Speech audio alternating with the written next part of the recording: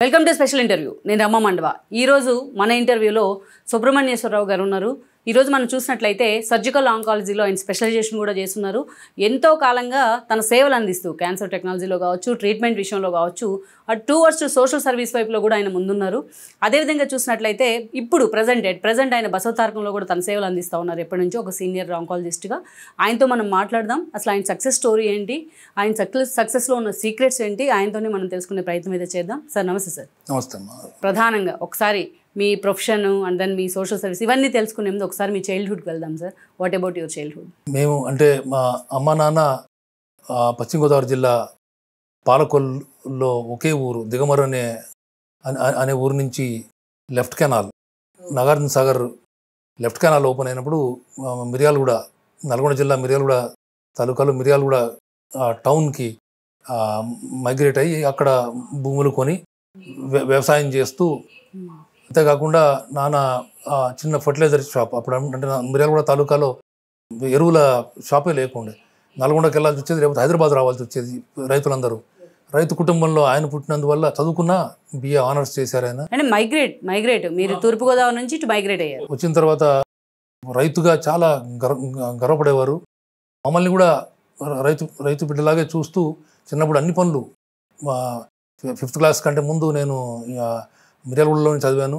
అప్పుడు పొలానికి తీసుకెళ్ళి పొలం పనులు కూడా చేయించాం. అంటే ఇక్కడ మిర్యాలగూడలో ఉన్నప్పుడు కూడా మీరు ఫార్మింగ్ చేస్తూ వచ్చాం. పాడి పంట అంటే ఇంట్లోనే ముర్రా, బఫలోసు, జెర్సీ ఆవులు అన్ని ఉండే పాలు పిండడం కానీ అన్ని నేర్పించారు.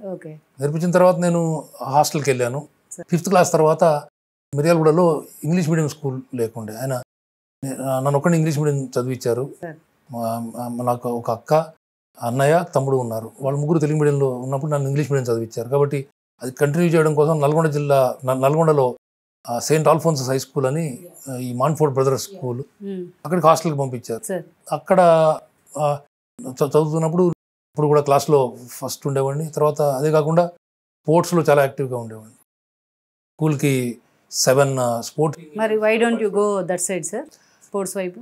అంటే అప్పుడు ఉన్న పరిస్థితుల్లో ఇప్పుడులాగా ఐపీఎల్లో లేకపోతే ఐసీఎల్లో అట్లా ఏమీ లేవు.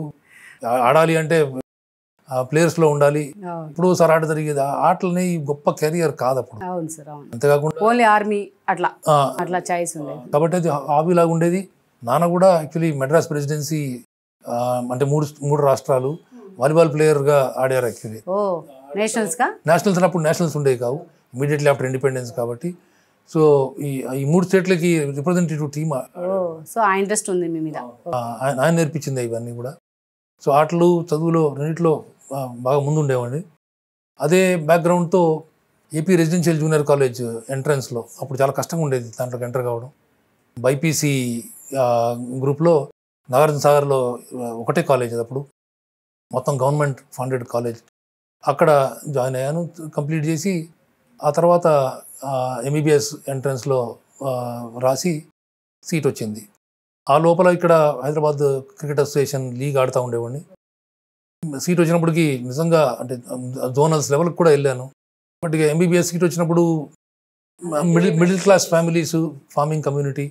సో నాన్న స్పోర్ట్స్ అనే పర్మనెంట్ కెరియర్ అవ్వడం అంత సింపుల్ కాదు. అంతేకాకుండా నేను ఎవరిని బతిమలాడి దేంట్లోనూ ముందు తీసుకెళ్ళలేను, ఎవరిని అడగలేను నేను. కాబట్టి చదువుకుంటేనే మంచిది, డాక్టర్ అయితే మంచిది అని చెప్పి. మీ ఫ్యామిలీలో ఎవరైనా ఉండేనా సార్ అంతకుముందు మెడిసిన్? ఎప్పుడు లేరమ్మా, ఎప్పుడు లేరు. యాక్చువల్లీ మా నాన్న అక్కయ్య గ్రాడ్యుయేట్ అయ్యే ముందర మా నాన్న ఒక్కడే గ్రాడ్యుయేట్ పెద్ద ఫ్యామిలీలో. అంటే మా నాన్నాళ్ళు 3 బ్రదర్స్, 4 సిస్టర్స్, అలాగే అమ్మాళ్ళు 4 సిస్టర్స్, 1 బ్రదరు. ఇందులో ఎవరు కూడా 10th క్లాస్ దాటలేదు యాక్చువల్లీ. మీ మీద ఆ యాంగిల్లో పేరెంట్స్ వైపు నుంచి మీరు మెడిసిన్ తీసుకోవాలనో, మెడిసిన్ చూస్ చేసుకోవాలనే ఐడియాలజీ కానీ, ఆ ప్రెషర్ కానీ ఉండేనా పేరెంట్స్? ప్రెషర్ లేదమ్మా, ప్రెషర్ లేదు. కానీ అంటే నాన్న ఇప్పుడు కూడా జాలీగా ఉండే, కాబట్టి డాక్టర్గా పనికొస్తావేమో అని అనేవాడు, అంతే తప్ప అసలు అటువంటి ప్రెషర్ ఏమీ లేదు. నువ్వు ఏం చదవగలనుకుంటున్నావు అదే చదివి అనేవాడు. అప్పటి నుంచి కూడా అమ్మ ఏమో పెద్ద పార్టిసిపేట్ చేసేది కదా, నువ్వు బాగుండాలనుకునేది అంతే తప్ప వేరే ఏం లేదు.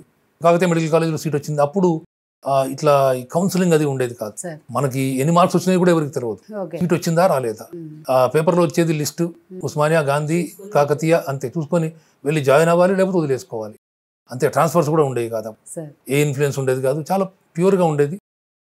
జనరల్గా ఏంటంటే నల్గొండ జిల్లా, నిజామాబాద్, కరీంనగర్ ఈ జిల్లాలన్నీ కూడా కాకతీయ మెడికల్ కాలేజ్ ఇచ్చేవారు ఎక్కువ. ఓకే అవును సార్. అది ఫిల్ అయిన ఆల్రెడీ మైగ్రేట్ అయ్యి మీరు తెలంగాణ అయితే అయిపోయారు ఆల్రెడీ. అంతే కరెక్ట్. అంతే కాబట్టి ఇక కాకతీయ మెడికల్ కాలేజ్లో ఎంబీబీఎస్ చేశాను. సార్ అక్కడ హాకీ ఆడుతూ సార్ చదువులో అన్ని సబ్జెక్టులు బాగా ఫస్ట్ అటెంప్ట్ పాస్ అవుతూ, అది అంత సింపుల్ కాదు ఆ రోజుల్లో. సార్ 20% స్టూడెంట్స్ మాత్రమే అన్ని సబ్జెక్టులు పాస్ అయ్యేవారు. సార్ అన్ని పాస్ అవుతూ నేషనల్ లెవెల్ కూడా హాకీ ఆడాను 87 దాకా. అప్పుడు ఒక మేజర్ ఇంజురీ అయింది, నీ జాయింట్ ఫుట్బాల్లో. హాకీ కోసం మజిల్ స్ట్రెంత్ ఫుట్బాల్ ఆడుతూ అప్పుడు ఇక ఒకటే దారి ఓపెన్ అయింది. అప్పుడు బాగా చదువుతూ ఈ పీజీ ఎంట్రన్స్ ఎగ్జామ్లో 8వ ర్యాంక్ వచ్చింది. అప్పుడు ఏంటంటే ఉస్మానియా జనరల్ సర్జరీ చేయాలి అనే ఒక పట్టుదల ఉండేది. ఎందుకంటే అప్పుడున్న టీచింగ్ కానీ ఉస్మానియాలో ఉండే పేషెంట్ వాల్యూమ్స్ కానీ చాలా గొప్పగా ఉండేది. అంటే మీకు వచ్చిన ర్యాంక్ మీకు ఉస్మానియాలో సీట్ వచ్చింది. అంటే అదే ఫస్ట్ సర్జికల్ సీటు. అక్కడ బాగా సర్జికల్ వాల్యూమ్స్ ఉండేవి, మంచి టీచర్స్ ఉండేవారు. సర్జరీ అంత బాగా నేర్చుకున్న తర్వాత సెకండ్ ఇయర్లో ఉన్నప్పుడే సర్జికల్ ఆంకాలజీ చేయాలి అని. అప్పుడు ఎందుకంటే సర్జికల్ ఆంకాలజీలో ఎవరూ లేరు దేశంలో. సో యాక్చువల్గా సార్ ఎంబీబీఎస్ అయిపోయిన తర్వాత కానీ వాళ్ళ ప్రొఫెషన్స్ చూస్ చేసుకోవట్లేదు ఎటువైపు వెళ్ళాలా అనేది. సో మీరు సెకండ్ ఇయర్లో ఉన్నప్పుడే అది కూడా సర్జికల్ ఆంకాలజీ టిపికల్ యూనో. అవును. ఎందుకు అలా అనిపించింది మీకు? అది ఎంఎన్జీ క్యాన్సర్ హాస్పిటల్లో పెరిఫరల్ పోస్టింగ్ మామూలుగా 2 months 3 months ఉంటుంది. ఆ పోస్టింగ్ నేను మా చీఫ్ చెప్పి 6 months ఎక్స్టెండ్ చేసి వర్క్ చేశాను. చేసినప్పుడు ఈ ఆపరేషన్స్లో ఉన్న ఛాలెంజ్ దేంట్లోనూ లేదనేది అప్పుడు అర్థమైంది నాకు. అది అంతకుముందు సీనియర్స్కి అందరికి తెలిసి ఉండొచ్చు, కానీ నాకు అర్థమైంది ఏంటంటే యాజ్ ఎ స్పోర్ట్స్ మ్యాన్ అయితే ఛాలెంజెస్ తీసుకోవడం అనేది ఇష్టం ఉండే. కాకపోతే అప్పుడు ఫైనాన్షియలీ ఇంత గ్లామర్ లేదు. లేనందువల్ల నాన్న క్లియర్గా ఆ స్పెషాలిటీ అవసరమా, అంటే పేషెంట్లకి కష్టం ఉంటుంది, డెత్స్ ఉంటాయి అని ఆపే ప్రయత్నం చేశారు. బట్ నేను చెప్పింది ఏంటంటే అక్కడ ఎవరు లేరు, ఎక్కువ మంది ఛాలెంజ్గా తీసుకున్న వ్యాక్యూమ్ ఉంది. Most of the patients radiation therapy తీసుకుంటున్నారు. ఆపరేషన్స్ చేయాల్సిన అవసరం ఉన్నా ఎవరు చేయలేక అవ్వట్లేదు. దానివల్ల క్యూర్ రేట్స్ అన్నీ తగ్గుతున్నాయి. కాబట్టి చేయాలి అని చెప్పి బెంగళూరు కిద్వాయి మెమోరియల్కి వెళ్ళాను. అప్పుడు మొత్తం దేశంలో 2 చోట్లే ఈ ట్రైనింగ్ ఉండేది. 4 సీట్లు, అది కూడా తెలుగు వాళ్ళకి 2 సీట్లు. బెంగళూరులో ఒక సీటు, చెన్నైలో ఇంకో సీటు, జనరల్గా తమిళియన్స్కి కన్నడిగస్కి ఇచ్చేవారు. కాబట్టి 2 సీట్లు కోసం మనం పోరాటం చేయడం అనేది అంత సింపుల్గా. సార్ మీరు చెప్తా ఉన్నారు ఇండివిజువల్గా స్టేట్స్కి డివైడ్ అయి ఉంటాయి సీట్స్, తెలుగు స్టేట్స్కి ఓన్లీ. అవునవును. అది నిజంగా అది ఒక వార్ ఫుటింగ్ ఫేజ్. అప్పుడు ఆ డెసిషన్ ఒక ఎమోషన్తో తీసుకున్నది. అలా చదువుతూ వెళ్ళాను. చదివి ఈ ఎంట్రన్స్లో దేశంలోనే టాప్ చేశాను యాక్చువల్లీ సార్ ఆ టైంలో 1993లో. చేసిన తర్వాత సీట్ వచ్చింది. సార్ సబ్జెక్ట్ కూడా టిపికల్ కదా, మీరు ఆంకాలజీ అంటేనే అది ఎడ్జ్ ఆఫ్ స్వోర్డ్ అంటారు. కరెక్ట్. దానిలో మళ్ళా మీరు సర్జికల్ ఆంకాలజీ అంటేనే ఇంకా డెప్త్ ఉంటుంది. అవును. ఎలా సార్ అంత నాకు తెలిసి సివిల్స్ కన్నా మోర్ ఛాలెంజ్ ఏమో అప్పుడు. సివిల్స్ 700 అదే సార్ మంది ఉంటారు కదా. అదే ఇక్కడ 2 సీట్లు అంటే ఆటోమేటికలీ చాలా కష్టమైన పోరాటం ఇది. బట్ దాంట్లో భగవంతుడి దయ వల్ల, అమ్మ నాన్నల ప్రోత్సాహం వల్ల రీచ్ అయ్యాం. అయిన తర్వాత అక్కడ ట్రైనింగ్ చాలా గొప్పగా ఉండేది, చాలా కష్టం. మీరు స్పోర్ట్స్ మీద ఉన్న ఇంట్రెస్ట్ మొత్తం మీరు బాగా అవసరమైంది. ఎందుకంటే ఒక్కోసారి 48 hours ఇంటికి వెళ్ళే పరిస్థితి ఉండదు.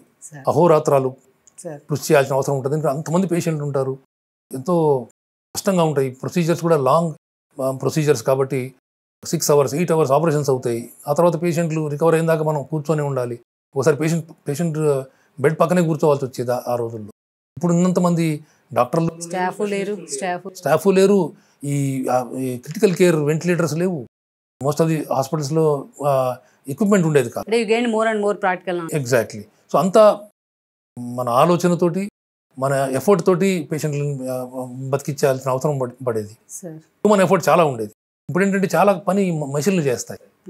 అప్పుడు మనం అంత అమెరికాలో అక్కడ ఉండేదేమో కానీ ఇక్కడ అంత అడ్వాన్స్మెంట్ లేదు. ఇప్పుడు మనం అమెరికాతో ఈక్వల్ అయిపోయాం అన్ని మెషినరీ వైజ్ కానీ ఇన్ఫ్రాస్ట్రక్చర్ వైజ్ కానీ మ్యాన్ పవర్ వైజ్ మనం ఏమాత్రం వెనకబడి లేము కాబట్టి ఇప్పుడున్న డాక్టర్లకి ఈజీ సమ్వాట్. కాకపోతే ఆ ట్రైనింగ్ వల్ల ఏమైందంటే ఇప్పటికి కూడా నేను 1979 నుంచి ఇప్పటి వరకు ఏ రోజు 4:30 గంటల కంటే ఇప్పుడు నిద్రపోను. నిద్రపోనంటే ఇప్పుడు నిద్ర పట్టదు. అట్లా ఆ స్టేజ్కి వచ్చేసాం అనమాట. కష్టం అనేది అలవాటైపోయింది.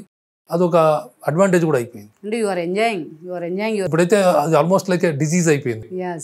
అదొక వ్యాధి లాగా నాకు నిద్ర పట్టదు అంతకంటే. సో అది దాన్ని అడ్వాంటేజ్గా తీసుకొని ఇప్పుడు పెద్ద టీం డెవలప్ చేసాం. అంటే ఒట్టి సర్జికల్ ఆంకాలజీలోనే 55 మంది ఉన్నారు ఇప్పుడు. అంటే స్టూడెంట్స్ ఫ్యాకల్టీ కలిసి అంటే one of biggest teams in the country. అంటే ప్రైవేట్ సెటప్లో టీమ్ ఇన్ ద కంట్రీ. ఇంత పెద్ద టీం ఎక్కడ లేదు. సో అందరూ కూడా మంచి మంచి ప్రొఫెషనల్స్ని పికప్ చేసి వాళ్ళకి నేర్పించి ఈ 15 ఏళ్ళు కంటిన్యూస్గా నేర్పిస్తూ వచ్చాను. ఈరోజు వాళ్ళ అన్ని ఆపరేషన్లు బ్రహ్మాండంగా చేయగలుగుతాను.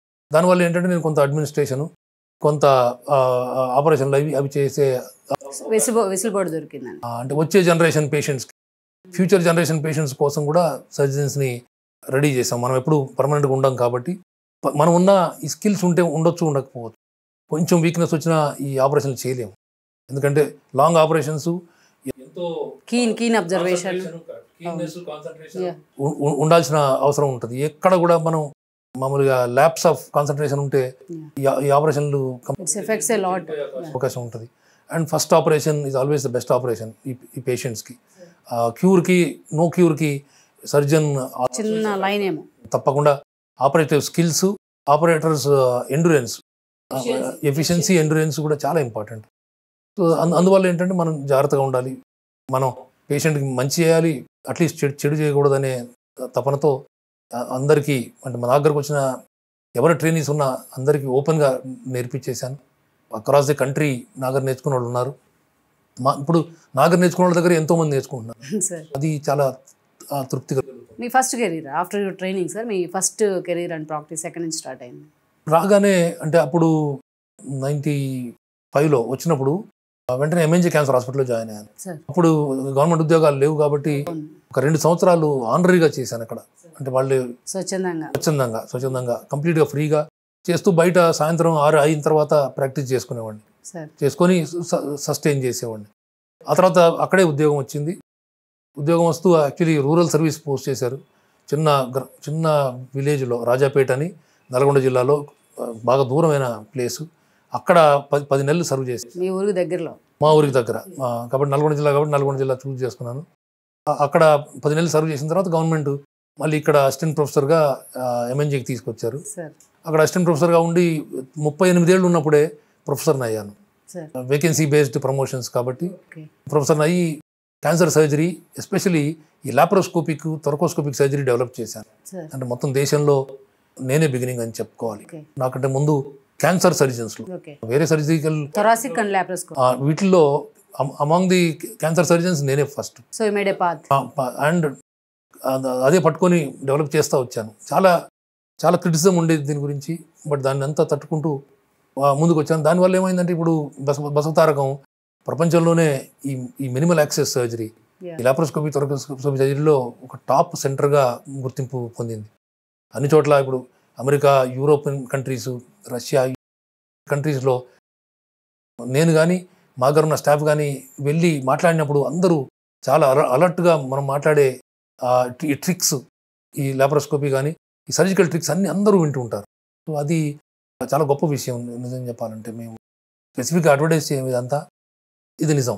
ప్రతి నెల దేశం నుంచి 5 యూనివర్సిటీస్, అమెరికా నుంచి, యూకే నుంచి, ఇంటర్న్షిప్, గల్ఫ్ నుంచి, ఇండోనేషియా, మలేషియా నుంచి స్టూడెంట్స్ వస్తారు. అంటే ఇది ఒక ఓపెన్ హౌస్ లాగా క్రియేట్ చేస్తాం. ఎవరైనా వచ్చి నేర్చుకోవచ్చు. చాలా ఆఫ్రికన్ కంట్రీస్ నుంచి కూడా వస్తూ ఉంటారు. ఓపెన్గా అందరికీ నేర్పించేస్తాం. మేము నేర్చుకున్నదల్లా వాళ్ళని నేర్చుకోమంటాం. ఇక్కడున్న మనకు స్టడీ మెటీరియల్ కానీ వీడియో కంటెంట్ కానీ షేర్ చేస్తాం వాళ్ళతోటి.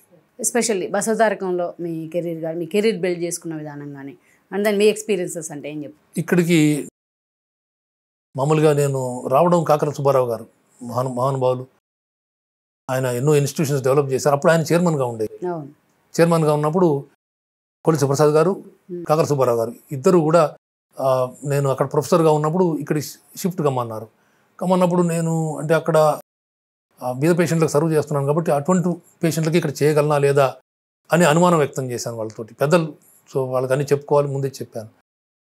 ఒక 6 నెలలు అక్కడ ఇక్కడ ఉండమని చెప్పారు. నువ్వు కన్విన్స్ అయితేనే రమ్మని వాళ్ళు చాలా పెద్ద మనసుతో ఒప్పుకున్నారు. ఒప్పుకున్నప్పుడు నేను పొద్దున 8 నుంచి 3-4 వరకు అక్కడ ఉండేవాడిని. ఆ తర్వాత రాత్రి 1 గంట 2 వరకు ఇక్కడ ఆపరేట్ చేసేవాడిని. అవన్నీ చూసిన తర్వాత అర్థమైంది ఏంటంటే ఇక్కడ అదే పేషెంట్లని చాలా సులువుగా చాలా సింపుల్గా అంటే వితౌట్ ఎనీ ప్రాబ్లమ్స్ ఇక్కడ ట్రీట్ చేసే అవకాశం ఉంది అని అనిపించింది. స్పీడ్ కూడా ఎక్కువ. 6 రోజులు ఆపరేట్ చేయగలిగే అవకాశం ఉంది. 2కో 3కో మనం ఆపేయకుండా రాత్రి 8, 9, 10 వరకు కూడా ఆపరేట్ చేసి వెయిటింగ్ లిస్ట్ లేకుండా క్లియర్ చేసే అవకాశం ఉంది అని అనిపించి అప్పుడు ఇక్కడికి షిఫ్ట్ అయ్యాను. షిఫ్ట్ అయినప్పుడు ట్రస్ట్ బోర్డు బాలకృష్ణ గారు చైర్మన్ అయ్యారు. ఆయన కూడా ఎంతో ఎంకరేజ్ చేస్తూ మిగిలిన ట్రస్ట్ బోర్డు మెంబర్స్ మామూలుగా అమెరికాలో ఉన్న పోలవరపు తులసిదేవి గారు, దశరథ రామరెడ్డి గారు, నోరి దత్తాత్రేయుడు గారు, పోలవరపు రాఘవరావు గారు, వీళ్ళందరూ, తర్వాత ఇక్కడున్న గీతం ఫౌండర్ మూర్తి గారు, తర్వాత జేఎస్ఆర్ ప్రసాద్ గారు, కాకతీయ సిమెంట్స్ వెంకటేశ్వర గారి అల్లుడు గారు జేఎస్ఆర్ ప్రసాద్ గారు, నామనాగేశ్వరరావు గారు, వీళ్ళంతా కూడా ఎంతో వెన్నుతట్టి ఫుల్ సపోర్ట్ చేస్తాం, ఈ హాస్పిటల్ని ఒక ఇన్స్టిట్యూట్గా డెవలప్ చేయండి అని 2010లో ఇది హాస్పిటల్ లాగా ఉంది, ఇప్పుడు దీన్ని ఒక ఇన్స్టిట్యూట్గా డెవలప్ చేయాలి అని చెప్పి చాలా ఎంకరేజ్ చేశారు. చేసినప్పుడు నేషనల్ బోర్డుతో మాట్లాడి అన్ని ఎడ్యుకేషనల్ కోర్సెస్ స్టార్ట్ చేసాం. ఇప్పుడు మోర్ దాన్ 100 స్టూడెంట్స్ ఉన్నారు ఇక్కడ. ఇది ఒక మెడికల్ కాలేజ్ లాగా ఎడ్యుకేషన్ ఇస్తుంది.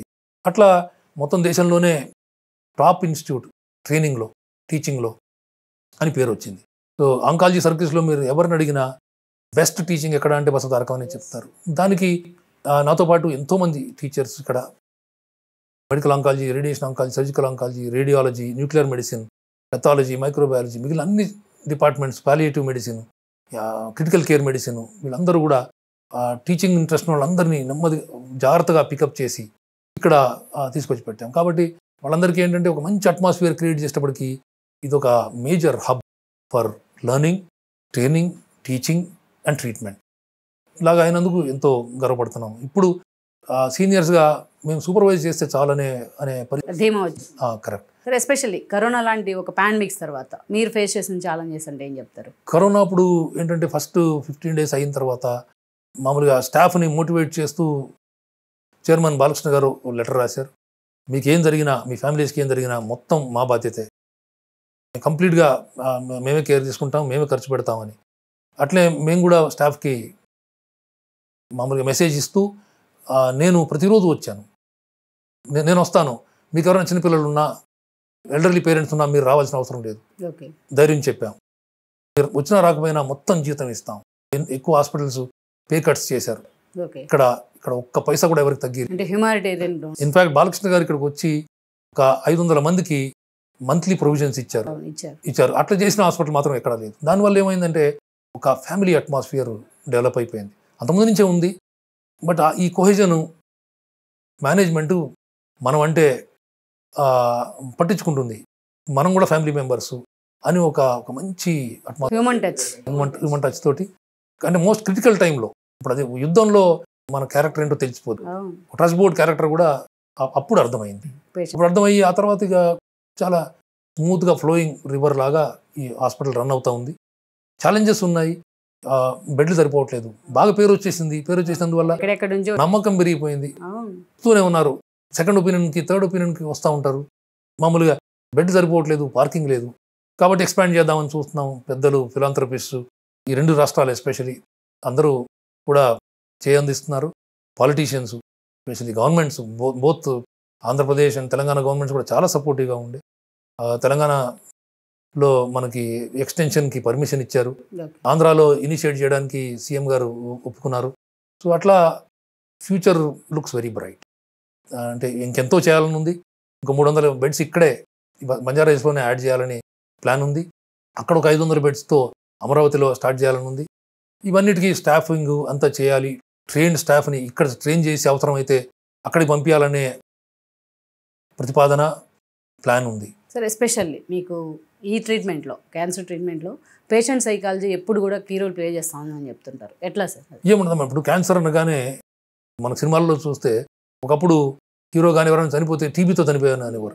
ఇప్పుడు ఎప్పుడు ఏం చూపించినా క్యాన్సర్ అనేది చూపిస్తారు. ఎందుకంటే సొసైటీలో ఆ స్టిగ్మా, ఆ ఫోబియా రెండూ ఉన్నాయి. ఏంటంటే క్యాన్సర్ అంటే ఏదో కొంతకాలం బతుకుతాడే కానీ క్యూర్ అయితే అవ్వదు అనే ఒక రాంగ్ వ్యూ ఉంది. దానివల్ల ఏమవుతుందంటే డయాగ్నోస్ అవ్వగానే they or half dead, panic వస్తుంది. ఫ్యామిలీ అంతా కూడా గ్లూమ్ వచ్చేస్తుంది.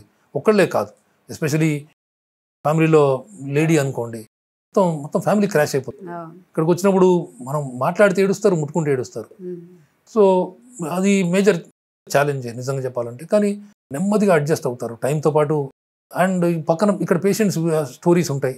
బయట మనకు ఓపీకి కన్సల్టేషన్ వచ్చేటప్పుడు 10 ఏళ్ల కింద ఆపరేషన్ అయిన వాళ్ళు బయట కూర్చొని ఉంటారు. వీళ్ళు తప్పకుండా మాట్లాడుకుంటారు. మాట్లాడుకున్నప్పుడు వాళ్ళకి అర్థం అవుద్ది అంటే ఇది అంత బ్యాడ్ డిసీజ్ ఏం కాదు. నిజం చెప్పాలంటే ఈ పెసిమిజంకి, ఈ అపోహలకు కారణం ఏంటంటే మనం సరిగ్గా దీన్ని ప్రజెంట్ చేయకపోవడం. ఇప్పుడు బీపీకి క్యూర్ లేదు, షుగర్కి క్యూర్ లేదు, ఎన్నో హార్ట్ అటాక్స్కి కూడా మెయింటెనెన్స్ తప్ప ఏమీ లేదు. కానీ వెంటనే అంత భయపడరు. క్యాన్సర్ అంటే భయపడతారు. నిజం చెప్పాలంటే అర్లీ స్టేజెస్లో cancer completely curable. And daily treatment ఉండదు. 3 monthsకో 6 monthsకో ఒక చెకప్ ఉంటుంది అంతే. 5 years దాటితే సంవత్సరానికి ఒకసారి రావాలంతే. సో వాటికంటే కూడా నిజంగా చెప్పాలంటే సింపుల్ డిజీజ్. ఓన్లీ థింగ్ కొంతమందికి అర్లీగా డయాగ్నోజ్ అవ్వదు కాబట్టి మనకి ప్రాబ్లం వస్తుంది. ఇందులో ఎవరైనా సెలబ్రిటీ, ఎవరైనా అందరికీ తెలిసిన వాళ్ళు క్యాన్సర్తో చనిపోతే చెప్తారు తప్ప బతుకుంటే చెప్పరు.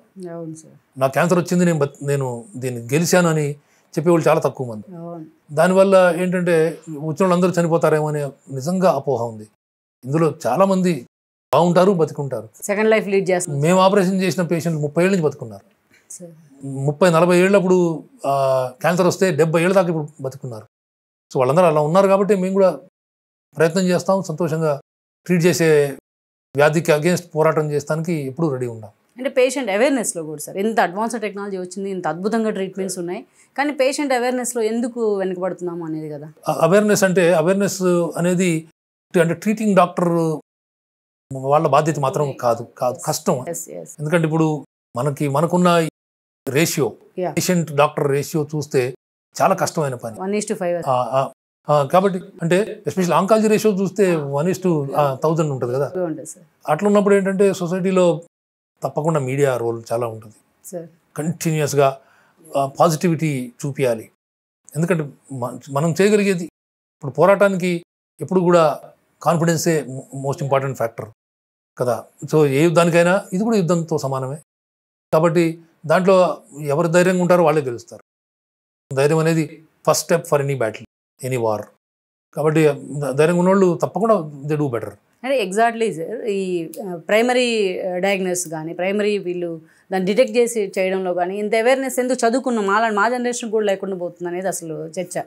అంటే ఇప్పుడంటే సబ్జెక్ట్స్ ఎన్ని అయిపోయినాయి అంటే, ది కంటెంట్ ఎంత అయిపోయిందంటే ప్రతి దాంట్లో ఆ డెప్త్ ఆఫ్ నాలెడ్జ్. మీరు బాగా చదువుకున్న వాళ్ళే ఎన్నో అపోహలు ఉంటాయి, ఎంతో కష్టం యాక్చువల్లీ. అంటే ఇన్ని చదువుతా అంటే ఏది నిజం చెప్పాలంటే చదువుకోకుండా మనకు వచ్చి సరెండర్ అయిపోయే వాళ్ళని ట్రీట్ చేయడం చాలా సింపుల్.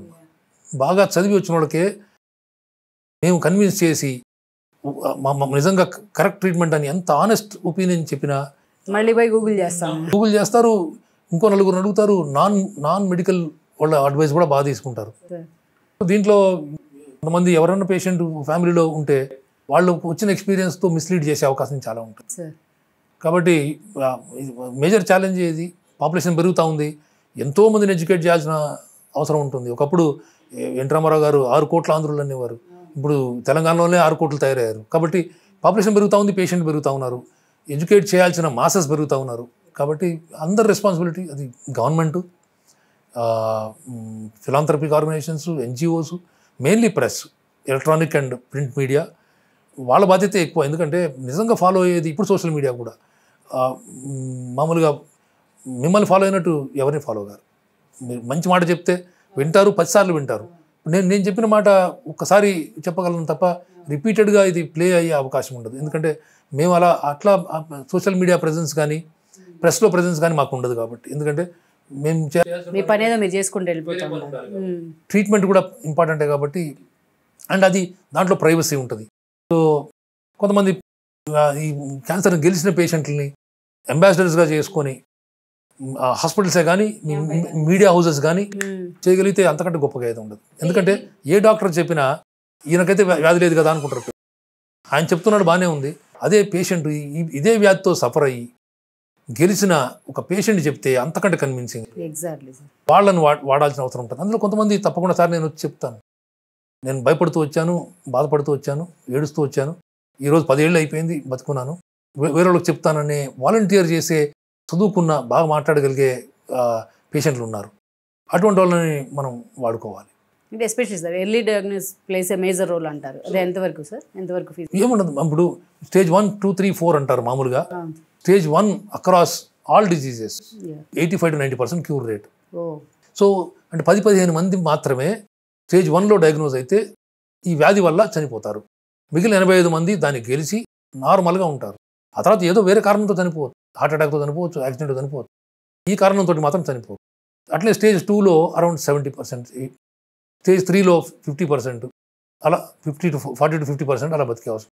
స్టేజ్ 4లో కూడా కొన్ని క్యాన్సర్స్లో 30% మంది బతుకుతారు. సో ఇప్పుడు అంత కంప్లీట్లీ స్టేజ్ డిపెండెంట్. మనం అంటే వ్యాధి రావాలి రాకూడదు అనేది మనం డిసైడ్ చేసేది కాదు, మన చాయిస్ ఎంత మాత్రం కాదు. వ్యాధిని మనం చూజ్ చేసుకోలేము. మనం చూజ్ చేసుకోగలిగే వల్ల అర్లీగా డయాగ్నోస్ చేయగలమా లేదా మన జాగ్రత్తతో. సిమ్టమ్ ఏదైనా సెటిల్ కాకపోతే వెంటనే వెళ్ళాలి, అంతే తప్ప నాకు మామూలుగా కలుపు తీయాలి, కళ్ళం చేయాలి కాబట్టి 3 నెలల తర్వాత వెళ్తానని అనుకోకూడదు. మనం బాగుండి బతుకుంటేనే మిగిలిన ప్రాపర్టీసు, మిగిలిన ఫ్యామిలీ అంతా ఉంటుంది. సో ఏ సిమ్టమ్ అయితే సెటిల్ అవ్వట్లేదు, ఏదైనా దగ్గు రాగానే వారం రోజుల్లోనే వెళ్ళాల్సిన అవసరం ఉండదు. కాకపోతే ప్రాబ్లం వచ్చినప్పుడు, ప్రాబ్లం పర్సిస్ట్ అవుతున్నప్పుడు మామూలు మెడికల్ ట్రీట్మెంట్తో తగ్గని దేన్నైనా టెస్టులు చేయాలి, ఇన్వెస్టిగేట్ చేయాలి. కానీ food plays a major role అంటారు కదా ఇవాళ రోజున, ఎస్పెషల్లీ ఈ జనరేషన్ అడాప్ట్ అవుతున్న ఫుడ్ కానీ that was plays a major role అనే ఒక obesity in general is a risk factor. ఇప్పుడు ఏంటంటే క్లియర్గా మన సిటీస్లో చూస్తే ఊబకాయం, ఒబిసిటీ బాగా పెరిగిపోయింది. సో దానికి main reason excess food, excess availability of food, junk food తప్పకుండా అదే కారణం. అండ్ మామూలుగా ఎన్నో క్యాన్సర్లు దానికి డైరెక్ట్లీ రిలేటెడ్. అంటే ఒబిసిటీని అవాయిడ్ చేయగలిగితే ఎన్నో క్యాన్సర్స్ని అవాయిడ్ చేయగలి. ఇక స్మోకింగ్, టొబాకో, తర్వాత ఆల్కహాల్ అనేవి ఎలాగూ నోన్ రిస్క్ ఫ్యాక్టర్. సో వీటిని మాత్రం అవాయిడ్ చేయగలము. మిగిలిన ఎన్నో విషయాలు అంటే modifiable risk factors, non modifiable risk factors అంటారు. ఇవి modifiable risk factors.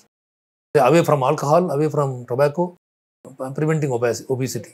Especially sir మనం ఎక్కువ బోన్ మ్యారో కానీ మనం చెప్పేది బ్లడ్ కానీ ఇవి ఎక్కువ కొంచెం రిస్క్ ఫ్యాక్టర్స్ అంటారు. ఇవాళ దానికి వచ్చిన అడ్వాన్స్డ్ టెక్నాలజీస్ అంటే ఏం చెప్తారు? బోన్ మ్యారో అంటే ఈ బ్లడ్ క్యాన్సర్స్ అవి వచ్చిన నాటికి మందులు ఎన్నో వచ్చేసినాయి. అంటే టార్గెటెడ్ థెరపీస్ అని అంటే అంతకుముందు అన్ని క్యాన్సర్స్కి ఒకటే విధంగా ట్రీట్మెంట్ ఉండేది.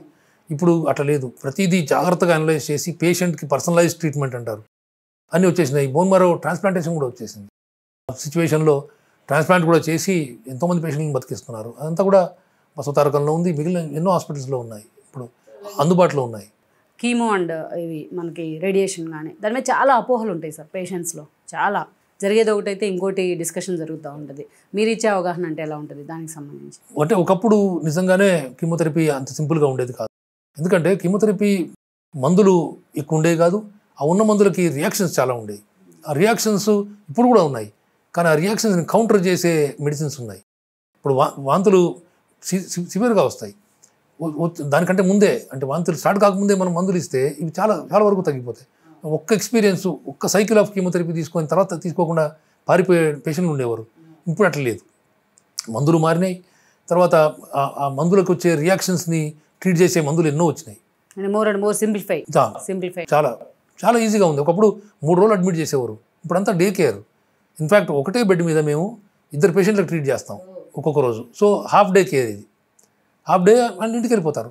ఏమైనా ప్రాబ్లం ఉంటే మందులు వేసుకుంటారు. సో అది మామూలుగా ఒక టూర్కి వచ్చి వెనక్కి వెళ్ళిపోయినట్టుగా ఉంది తప్ప ఏదో హాస్పిటల్కి వచ్చి అక్కడే పడుకోనన్నట్టు ఉండట్లేదు. ఇప్పుడు కీమోథెరపీ చైర్స్ అని ఉన్నాయి, చైర్లో కూర్చుంటారు, పడుకోవడం కూడా అవసరం లేదనమాట. అట్లా తర్వాత రేడియేషన్ కూడా మెషిన్స్ చాలా అడ్వాన్స్ అయిపోయినాయి. ఇప్పుడు 3D టెక్నాలజీస్, 3D CRT అని, IMRT అని, IG రేడియోథెరపీ అని, ఇమేజ్ గైడెన్స్లో రేడియేషన్ థెరపీ అని మెషిన్స్. అంటే ఫిజిక్స్, బయోమెడికల్ టెక్నాలజీ ఎంత అడ్వాన్స్ అయిందంటే ప్రెసిషన్ ట్రీట్మెంట్, సరిగ్గా ట్యూమర్కే ట్రీట్ చేసేటట్టు, పక్కన టిష్యూస్ అన్నీ సేఫ్గా ఉండేటట్టు చాలా చాలా డెవలప్ అయిపోయింది. అండ్ ఒకప్పుడు అమెరికాకి మనం ఎంతో వెనుకబడి ఉండేవాళ్ళం. ఈరోజు వాళ్ళకు ధీటుగా అన్నీ ఉన్నాయి. మన తెలుగు రాష్ట్రాల్లోనే ఉన్నాయి, మన ఇండియా మొత్తం కూడా ఉన్నాయి. అలాగే హెరిడేటరీ ఎఫెక్ట్ ఎంతవరకు ఉంటుంది సార్ క్యాన్సర్ వచ్చే విషయంలో కానీ? అంటే స్మాల్ పర్సెంటేజ్, ఒక 1 to 2% నిజంగా హెరిడిటరీ ఉంటాయి. అది ఎవరో ఒకళ్ళకి వచ్చినంత మాత్రం మిగిలిన అందరూ భయపడాల్సిన అవసరం లేదు. మామూలుగా హెరిడిటరీ క్యాన్సర్స్ ఏంటంటే లెస్ దాన్ 50 years వాళ్ళకి వస్తాయి, అరౌండ్ 40 years వాళ్ళకి వస్తాయి. ఎందుకంటే ఈ మ్యూటేషన్ ఉన్నప్పుడు తొందరగా క్యాన్సర్ వస్తుంది. మ్యూటేషన్ ఉన్నప్పుడు బికాస్ జీన్స్ అన్స్టేబుల్గా ఉంటాయి కాబట్టి. సో అన్స్టేబుల్ జీన్స్కి మ్యూటేట్ అయ్యే అవకాశం ఉంటుంది. అయితే ఇద్దరు కానీ అంతకంటే ఎక్కువ కానీ యంగ్ ఏజ్లో క్యాన్సర్ వస్తే అదే క్యాన్సర్ మళ్ళీ ఒకళ్ళకి బ్లడ్ క్యాన్సర్, ఇంకొకరికి స్టమక్ క్యాన్సర్ వస్తే కాదు. ఓవేరియన్ క్యాన్సరు, బ్రెస్ట్ క్యాన్సర్ లాంటి క్యాన్సర్లు, కోలోనిక్ క్యాన్సరు, అదే టైప్ ఆఫ్ క్యాన్సరు ఇద్దరి కంటే ఎక్కువ మందికి వస్తే, అది కూడా యంగ్ ఏజ్లో వస్తే అప్పుడు ఏదో ప్రాబ్లం ఉందని అనుకోవాలి. క్యూరబుల్ రేట్ ఎట్లా ఉంది సార్? క్యూర్ రేట్స్ బాగానే ఉంటాయి వాళ్ళకు కూడా. అంటే వాళ్ళ పుట్టిన పిల్లలు కానీ ఫస్ట్ డిగ్రీ రిలేటివ్స్ అంటారు. ఫస్ట్ డిగ్రీ రిలేటివ్స్ ఈ జెనెటిక్ టెస్టింగ్ చేయించుకోవాలి. వాళ్ళందరికీ కూడా ఈ జీన్స్ ఉంటాయని కాదు, కొంతమందికి ఇన్హెరిటెన్స్ ఉంటుంది. ఎగ్జాక్ట్లీ ఆ ఇన్హెరిటెన్స్ వచ్చిన వాళ్ళకి ముందు టెస్ట్ చేయించుకొని అవసరమైతే దానికి సంబంధించిన ట్రీట్మెంట్ తీసుకోవాలి. కొంతమందికి ప్రొఫిలాక్టిక్ సర్జరీ అంటారు. ఇప్పుడు ఈ మామూలుగా ఓవేరియన్ క్యాన్సర్ ఉంటే 35 years దాటిన తర్వాత ఓవరీస్ 2 తీసేస్తాం. అట్లనే బ్రెస్ట్ క్యాన్సర్ ఉంటే బ్రెస్ట్ రిమూవల్ చేసి రీకన్స్ట్రక్ట్ చేస్తాం. కోలోనిక్ క్యాన్సర్ ఉంటే కోలెక్టమీ అని ట్రీట్మెంట్ చేస్తాం. కొన్ని థైరాయిడ్ క్యాన్సర్స్ కూడా ఇన్హెరిటెన్స్లో ఉంటాయి. అవి చిన్నప్పుడే థైరాయిడ్ రిమూవ్ చేస్తే తర్వాత క్యాన్సర్ వచ్చే అవకాశం ఉండదు. సో ఇది ప్రియంప్టివ్ ప్రొఫిలాక్టిక్ సర్జరీ అంటారు. అంటే క్యాన్సర్ రాకముందే ఆ ఆర్గాన్ తీసేయడం అనమాట. ఇది చాలా తక్కువ మందికి అవసరం ఉంటుంది. ఊరికే మన ఇంట్లో క్యాన్సర్ రాగానే వాళ్ళ ఇంట్లో వాళ్ళందరూ వచ్చేసి నాకు వచ్చే అవకాశం ఉందా సార్, పేషెంట్ బయటకు వెళ్ళగానే వాళ్ళని అడుగుతూ ఉంటారు. సో అంత భయపడాల్సిన సిచ్యువేషన్ కాదు, బికాజ్ ఇది చాలా అన్కామన్, రేర్. లేదు సార్, మరో కీలక అంశం ఏంటంటే ఇప్పుడు రేడియేషన్ కానీ కీమో కానీ ఇది పేషెంట్స్ ఎంత ఎఫెక్ట్ అవుతూ ఉన్నారో, ఎస్పెషల్లీ ఆంకాలజిస్టులు కానీ ఈ ఫీల్డ్లో ఉన్న వాళ్ళు కానీ అంతే రేడియేషన్ ఎఫెక్ట్ అవుతున్నారు అనేది ఒక అంచనా కదా. అది ఎంత మాత్రం నిజం కాదమ్మా. ఎందుకంటే ఇప్పుడు మెషిన్స్కి, అంటే ఒకప్పుడు మెషిన్స్కి ఆ రేడియేషన్ స్ప్రెడ్ అనేది కొంత ఉండేది. ఇప్పుడున్న మెషిన్స్కి అట్లా ఉండదు. ఆ మినిట్ వరకే స్మాల్ రేడియస్లోనే ఆ రేడియేషన్ డెలివర్ అవుతుంది. సో రేడియేషన్ పర్సనల్కి కానీ వాళ్ళకి కానీ ఎంత మాత్రం ఇది హయ్యర్ రిస్క్ కాదు నిజం చెప్పాలంటే. కాదు. అండ్ అట్లా చూస్తే మనకి టెరెస్ట్రియల్ రేడియేషన్ అంటారు. అంటే మన సరౌండింగ్స్లోనే రేడియేషన్ ఉంటుంది. ఆ రేడియేషన్ అనేది చాలా ఇంపార్టెంట్ అట. మనకు తెలిసేది ఏంటంటే మన బాడీ ఇమ్యూనిటీని ఎంతో కొంత పెంచేది ఈ గ్రౌండ్లో ఉండే రేడియేషన్. అంటే కొన్ని ఏరియాస్ ఆఫ్ ది వరల్డ్ కొంత రేడియేషన్ ఇది ఎక్కువ ఉంటుంది. అవి కొంచెం అన్సేఫ్ ఏరియాస్. కానీ మన చుట్టుపక్కల ఉండే రేడియేషన్ మనకి చాలా useful. So minimal amount of radiation actually stimulates your immunity. కానీ ఇప్పుడు చెప్తున్నాం కదా sir, usage of phones and laptops these are all అనేది మనం ఎక్కువ రేడియేషన్ ఎఫెక్ట్ అయ్యే వేవ్ గ్రౌండ్స్లో అనేది, అది ఎంతవరకు వాస్తవం అంటారు? అంటే ఇదంతా కూడా హైపోథసిస్లు. నిజం చెప్పాలంటే స్ట్రాంగ్ ప్రూఫ్ లేదు వీటికి. నిజంగా ఐఫోన్ వాడితే ఈ ట్యూమర్ వస్తుంది అనేది, ఫోన్ వాడితే ఈ ట్యూమర్ తప్పకుండా వస్తుంది అనేది క్లియర్ ఎవిడెన్స్ లేదు. కొన్ని హింట్స్ ఉన్నాయి, దాన్ని బట్టి మనం భయపడాల్సిన అవసరం లేదు. వన్ సైడ్గా చెప్పలేము, దీన్ని ఆపలేము, ఆపకూడదు కూడా. అవును సార్. అంటే these are all not proven facts.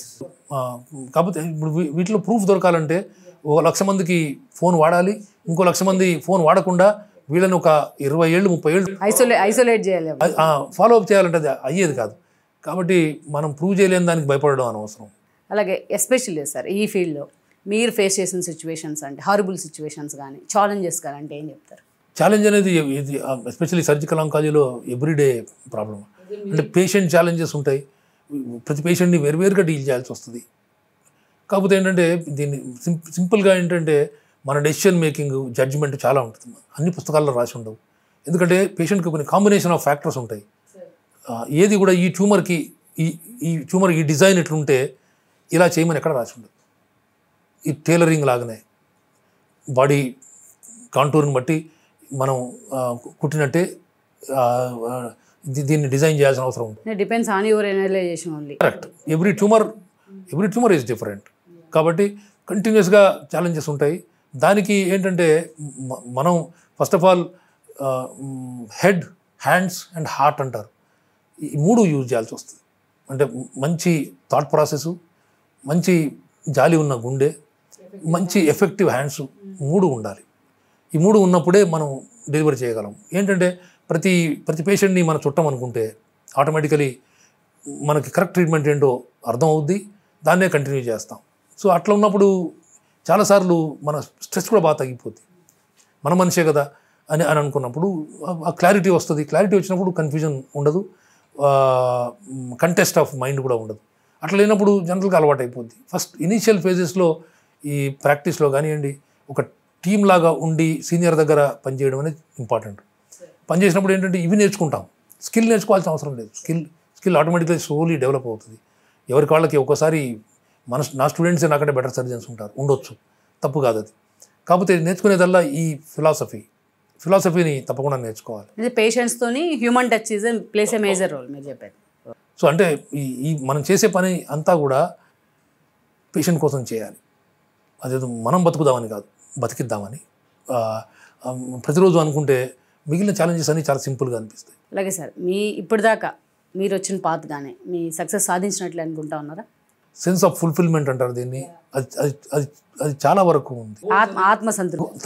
సంతృప్తి నిజంగా ఉంది.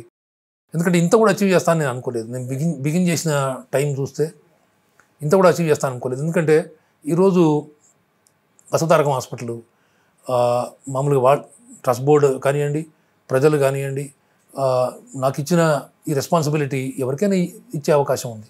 నేను దీనికి సూటబుల్ అని అనుకున్నాను. వాళ్ళందరూ అనుకోవడమే నాకు చాలా అదృష్టం. దానికి నేను నిలబడి 15 సంవత్సరాలు మరి ఈ హాస్పిటల్ డైరెక్టర్గా ఉండడం అనేది సింపుల్ విషయం కాదు. మరి అప్పుడు 300 బెడ్ నుంచి ఇప్పుడు 670 బెడ్స్ అయ్యి, అప్పుడు ఒక్క స్టూడెంట్ లేని ఒక హాస్పిటల్లో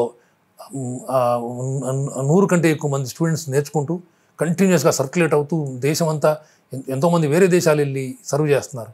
సో అది ఇప్పుడు ఏంటంటే దీంట్లో పర్మనెన్స్ ఉంది. ఇప్పుడు మొన్న పాస్ అయిన 30 ఏళ్ళు ఇంకో 30, 40, 50 ఏళ్ళు సర్వ్ చేస్తారు. సో అది వాళ్ళు చేసే సేవ నేను చేసినట్టే లెక్క. ఇందులో ఎంతో కొంత అంశ నాకు కూడా చెందుతుంది, ఎంతో కొంత పుణ్యం నాకు వస్తుంది అనేది అనిపించి ఎంతో సెన్స్ ఆఫ్ ఫుల్ఫిల్మెంట్ ఉంది. అట్లా అని చెప్పి రిలాక్స్ అయ్యే పరిస్థితి కాదు. ఇప్పుడు 60 ఏళ్ళు దాటినా అదే ఎనర్జీతో పనిచేయాలని ఉంది.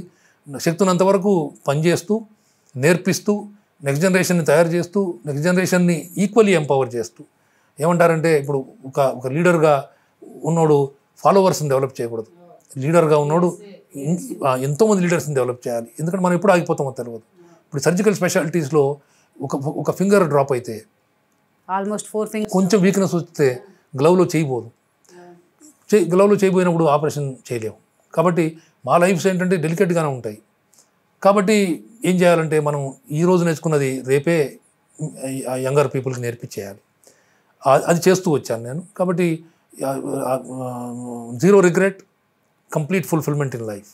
ఇందాక స్టార్టింగ్లో మీరు ఇంటర్వ్యూలో మాట్లాడుతూ 4 అవర్స్ మాత్రమే నిద్రపోతాను నేను రోజుకన్నారు. అంటే almost 20 hours around the clock పనిచేస్తున్నట్టే మీరు ఆన్ లెగ్స్. అంతే అన్న. అంటే చదువుతాను, టీచ్ చేస్తాను, ఆపరేట్ చేస్తాను, ట్రీట్ చేస్తాను. సో ఈ 4 పనులే వచ్చు నాకు యాక్చువల్లీ నిజం చెప్పాలంటే. మిగిలిన పనులన్నీ కూడా ఇంట్లో మై వైఫ్ అండ్ పిల్లలు కూడా చాలా చాలా చాలా మంచి పిల్లలు, కాబట్టి ఆ బాధ లేదు నాకు. అలాగే సార్, మీరు అనుకుంటున్న టార్గెట్స్ కానీ ఇంకా చేరుకోవాల్సిన లక్ష్యాలు కానీ ఇంకేమైనా ఉన్నాయా? అంటే ఈ హాస్పిటల్ని ఇప్పుడు దేశం మొత్తంలో చాలా పైన నిలబెట్టాం. టాప్ పొజిషన్లో ఉంది. ప్రైవేట్ హాస్పిటల్లో ఇంత మంచి హాస్పిటల్ లేదు నిజం చెప్పాలంటే. ఇక్కడ ట్రైనీస్కి ఎక్కడికి పోయినా అందరికంటే ముందు ఉద్యోగం వీళ్ళకే ఇస్తున్నారు. వీళ్ళకి ఎక్కువ జీతం ఇస్తున్నారు యాక్చువల్లీ అదే జాబ్కి. సో అది చాలా గొప్ప విషయం. కాకపోతే ఏంటంటే ఇక్కడ ఆగేది కాదు. నన్ను ఇక్కడ తీసుకొచ్చిన పెద్దలందరూ కూడా ఇది ప్రపంచంలోనే ఒక టాప్ సెంటర్గా చేయాలని అనే మాట చెప్పి తీసుకొచ్చారు. ఆ అసైన్మెంట్ మీద ఉన్నాను. సో నేను కంప్లీట్గా అచీవ్ చేయలేదు, కానీ ఇంత దూరం జర్నీని మాత్రం ఫుల్ఫిల్మెంట్ కింద లెక్క. సంతోషంగా ఉన్నాను. కాకపోతే చేయాల్సింది ఎంతో ఉందనేది మాత్రం నిజం. అదో కారణం ఎక్కువ నిద్రపోను. మీ సక్సెస్లో మీ ఫ్యామిలీ భాగస్వామ్యం అంటే ఎంత ఉందని చెప్తారు? అంటే మై పేరెంట్స్ రోల్ చాలా ఉంది. చాలా టాలరేట్ చేశారు నన్ను. ఎందుకంటే 10 ఏళ్ళప్పుడే ఇంటి నుంచి బయటకు వచ్చేసాను. ఆ తర్వాత ఎప్పుడు ఇంటికి వెళ్ళలేదు నిజం చెప్పాలంటే. నాన్న 16 ఏళ్ళ కింద పోయారు. నేను ఇక్కడ ఉన్న ఈ పొజిషన్లో ఉంటే ఎంతో సంతోషపడేవారు యాక్చువల్లీ. ఎన్టీ రామారావు గారు అంటే చాలా ఇష్టం ఆయనకి. మా ఫ్యామిలీ అన్న ఎన్టీ రామారావు గారు అంటే ఎంతో ప్రాణం. సో ఇక్కడ ఎన్టీ రామారావు గారు ఎస్టాబ్లిష్ చేసిన ఈ హాస్పిటల్ నేను ఉన్నా అంటే చాలా గర్వపడేవారు. అమ్మ బాగున్నారు, ఆమె చాలా ఆమె బ్లెస్సింగ్స్ ఎప్పుడూ ఉంటాయి. నా వైఫ్ అనస్థెటిస్టు, ఇప్పటికీ గవర్నమెంట్ క్యాన్సర్ హాస్పిటల్లో ఆనరోరియంకి అనస్థీషియా సర్వీసెస్ చేస్తుంది. ఆమె సీనియర్ మోస్ట్ అనస్థెటిస్ట్ అక్కడ. అందులో ఆమెకు వచ్చిన డబ్బుల్లో ఎంత significant part terminal care unit ఉంది రామ్దేవరావు హాస్పిటల్లో, అక్కడ డొనేట్ చేస్తుంది. సో ఆమె కూడా నా లైన్లోనే ఉండి ఎంతో సేవ చేస్తుంది. నాకంటే కూడా సెల్ఫ్లెస్ ఆమె, సేవ చేస్తుంది. సో అట్లా ఫ్యామిలీ సపోర్ట్ చాలా ఉండబట్టి నేను ఇన్ని గంటలకి పనిచేయగలుగుతున్నాను. సార్ అలాగే మీ సక్సెస్లో సీక్రెట్స్ అంటే ఏం చెప్తారు? హార్డ్ వర్క్, ఆనెస్టీ, కష్టపడడాన్ని ఎంజాయ్ చేస్తే తర్వాత సక్సెస్ ఆటోమేటిక్గా వస్తుంది. కష్టం అనుకోకూడదు, కష్టపడి పని చేయాలి. ఇష్టం కలిగే పనే చూజ్ చేసుకోవాలి. దాంట్లో డబ్బులు ఉండొచ్చు ఉండకపోవచ్చు, కంఫర్ట్ ఉండొచ్చు ఉండకపోవచ్చు, మామూలుగా లాంగ్ కెరియర్ ఉండొచ్చు ఉండకపోవచ్చు. ఇష్టమైన పని చేస్తూ పోవాలి అంతే. దాన్నే చూజ్ చేసుకోవాలి. మనం చేసే పని ఇష్టపడాలి కూడా. లేకపోతే నేను చేసిందల్లా ఫస్ట్ది, నాకేది ఇష్టమో అదే చూజ్ చేసుకున్నాను, అదే చేస్తూ వచ్చాను. కాబట్టి కష్టపడినట్టు ఎప్పుడు అనిపించలేదు. No regrets? No, absolutely no. I don't get tired and I have no regrets. What's your take and especially corporates and commercial hospitals అనేది వాళ్ళు చాలా సీరియస్గా డిబేట్ జరుగుతూ ఉంది. అంటే కార్పొరేట్ కేర్ అనేది కూడా నిజం చెప్పాలంటే అవసరం. ఎందుకంటే ఇప్పుడు ఇటువంటి హాస్పిటల్, మన బసవతారకం లాంటి హాస్పిటల్ లేకపోతే గవర్నమెంట్ హాస్పిటల్స్లో అక్కడున్న పూర్ పేషెంట్లు, మిడిల్ క్లాసెస్కి డిస్టర్బెన్స్ ఉండొద్దంటే ఈ ఉన్న వాళ్ళకి 5 స్టార్ హాస్పిటల్స్ ఉండాలి. లేకపోతే ఏమవుతుందంటే వాళ్ళందరూ ఈ హాస్పిటల్స్కి వచ్చి వాళ్ళ ఇన్ఫ్లుయెన్స్ యూజ్ చేసి ఈ బీదోళ్ళని డిస్టర్బ్ చేసే అవకాశం ఉంటుంది. అట్ సేమ్ టైం ఏంటంటే ఒక హాస్పిటల్ మనకి సైంటిఫిక్గా టాప్ లెవెల్లో ఉన్నప్పుడు తప్పకుండా బెస్ట్ కన్సల్టెంట్స్, అంటే good medical teacher is the best doctor అంటారు. టీచింగ్ సెంటర్స్లో, అంటే ఇటువంటి టీచింగ్ సెంటర్స్లో బెస్ట్ డాక్టర్స్ ఉంటారు నిజం చెప్పాలంటే. హయ్యెస్ట్ స్కిల్స్ ఉంటాయి. ఎందుకంటే రోజు చేస్తుంటారు ఆపరేషన్స్, రోజు టీచ్ చేస్తుంటారు. టీచ్ చేసే వాళ్ళకి ఏంటంటే బాగా లెర్నింగ్ ఉంటుంది. Best way to learn is to teach అంటారు కదా. సో ఇక్కడ కూడా మనం రిచెస్ట్ పేషెంట్ని కూడా ట్రీట్ చేయాలి. So combination of rich, middle class and poor patients ఉంటే ఆ ఇన్స్టిట్యూట్కిలోనే బెస్ట్ ట్రీట్మెంటు, సైంటిఫిక్ ట్రీట్మెంట్ జరుగుతుంది. సో దానికి ఒక టర్నింగ్ ఎగ్జాంపుల్ అంటే బసవతారకం హాస్పిటల్. సో అలాగే ఎస్పెషల్లీ మేము క్యాన్సర్ స్క్రీనింగ్ గురించి, అదేవిధంగా ఎర్లీ డయాగ్నోసిస్ గురించి ఈ జనరేషన్కి మీరు ఇచ్చే సలహాలు అంటే ఏంటో చెప్పండి. క్యాన్సర్ స్క్రీనింగ్ అనేది సింపుల్ విషయం కాదు. అంటే మెయిన్లీ ఇప్పుడు విమెన్లో, ఆడవాళ్ళలో cervical cancer, breast cancer main, ఈ రెండు ఎక్కువ కాబట్టి వాటికి స్క్రీనింగ్ మెథడ్స్ ఉన్నాయి. మరీ ఎక్స్పెన్సివ్ ఏం కాదు. కాకపోతే ఏంటంటే అందరికీ స్క్రీన్ చేయడం అంత సింపుల్ విషయం కాదు. ఇందులో ఏంటంటే మనకు హై రిస్క్ గ్రూప్స్ అని ఉంటాయి. ఫ్యామిలీ హిస్టరీ ఉన్నోళ్ళకి, అంతకుముందు బ్రెస్ట్ సర్జరీ అయ్యి ఏమైనా అనుమానం ఉంది అన్నోళ్ళకి, వీళ్ళని మాత్రం తప్పకుండా యాక్టివ్గా స్క్రీన్ చేయాలి. లేకపోతే మిగిలిన వాళ్ళకి అట్లీస్ట్ 50 years తర్వాత మ్యామోగ్రఫీ, 30 years తర్వాత ప్యాప్స్మియర్ అవన్నీ స్టార్ట్ చేయాలి. మగవాళ్ళలో generally screening is much more difficult. And ఈ ప్రాస్టేట్ క్యాన్సర్ అనేది ఏజ్ పెరుగుతున్న కొద్దీ పెరుగుతుంటుంది కాబట్టి PSA లెవెల్స్ అవి చేయించాలి. స్మోకర్స్ ఉన్నోళ్ళకి, లేకపోతే హెపటైటిస్ ఇవి పాజిటివ్ ఉన్నోళ్ళకి స్క్రీనింగ్ చేయాల్సి వస్తుంది. స్మోకర్స్ ఉంటే non contrast CT scan chest చేయాల్సిన అవసరం ఉంటుంది. మామూలుగా ఆల్కహాలిక్స్ కానీ, లేకపోతే ఈ హెపటైటిస్, ఈ B and C క్యారియర్స్ ఉన్న వాళ్ళకి స్కాన్ చేయాల్సి వస్తుంది. అబ్డామినల్ స్కాన్, అల్ట్రాసౌండ్ కానీ, CT స్కాన్ కానీ చేసి స్క్రీన్ చేసుకోవాల్సిన అవసరం ఉంటుంది. అంటే ఎస్పెషల్లీ సార్ మా జనరేషన్ ఎర్లియర్ ఐడెంటిఫికేషన్ అంటే చాలామందికి అసలు అవగాహన లేదు, ఎలా దాన్ని ఐడెంటిఫై చేయాలి అనేది. జలుబు వస్తేనో దగ్గు వస్తేనో వెంటనే వెళ్ళిపోతాం డాక్టర్ దగ్గరికి, కానీ towards క్యాన్సర్ వైపుగా అంత అవగాహన రావట్లేదు అనేది. అంటే పర్సిస్టెంట్ సిమ్టమ్స్ ఏమున్నా, బ్రెస్ట్ లంప్ ఉందనుకోండి, టంగ్ మీద అల్సర్ ఉందనుకోండి, స్కిన్ మీద ఒక మోల్ లాగా ఉండి అది హీల్ అవ్వట్లేదు అనుకోండి, పెరుగుతూ ఉందనుకోండి, ఇచ్చింగ్ ఉండదు, బ్లీడింగ్ అవుతున్నా, ఇటువంటి ఏమున్నా కానీ ఒక 2 weeks 3 weeks తగ్గకపోతే తప్పకుండా అటెన్షన్ అవసరం. తర్వాత పర్టికులర్ డాక్టర్ దగ్గరికి వెళ్ళాలి. జనరల్ ప్రాక్టీషనర్ దగ్గరికి వెళ్తే సరిపోతుంది. జనరల్గా వాళ్ళు ఈజీగా డిటెక్ట్ చేయగలరు, తర్వాత రిఫర్ చేస్తారు. 99% ఇవి క్యాన్సర్స్ కాదు. సో ఏదో మేము చెప్పిన సిమ్టమ్స్ ఉండగానే క్యాన్సర్ అనుకోవద్దు. 999 out of 1000 క్యాన్సర్స్ ఉండబోయి, ఎవరికో ఒకళ్ళకి క్యాన్సర్ ఉంటుంది, వాళ్ళని మిస్ చేయొద్దనే మామూలుగా భయంతో అలర్ట్ చేస్తాం. ఒకసారి భయపడాల్సిన అవసరం కూడా ఉంటుంది. ఈ జనరేషన్ కంటే towards this మీరు ఇచ్చే మెసేజ్ ఏం చెప్తారు? క్యాన్సర్ అంటే భయపడాల్సిన అవసరం లేదు. Cancer is a curable disease. మామూలుగా మిగిలిన ఎన్నో వ్యాధుల కంటే కూడా క్యూరబుల్, అడ్వాన్స్ స్టేజెస్లో కూడా కంట్రోలబుల్.